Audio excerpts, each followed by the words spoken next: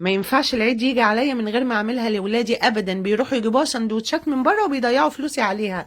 وعايزه اقول لكم بتاعه البيت اللي بعملها بقى احلى كتير. انا عليا طريقه كبده بالرده يا جماعه، بجد تجنن، احلى من بتاعه المطاعم المشهوره اللي بنروح نجيبها بالشيء الفلاني. ازاي تطلع فاتحه معاكي والكفر ما يفكش منك؟ شوفي طريقتي بقى. اول حاجه فرمت البصل، اخدت ميته، عصرت عليه ليمونتين، نزلت بمعلقه خل وكيس خلطه الكبده وملح وفلفل وكزبره وكمون وشطه، هقلبهم. فرمت هنا فلفل وثوم ونزلت بيهم على الخلطه. نزلت بالكبده بعد ما صفيتها من الحليب بعد ما نقعتها نص ساعه عشان يشيل السموم والبكتيريا اللي في الكبده.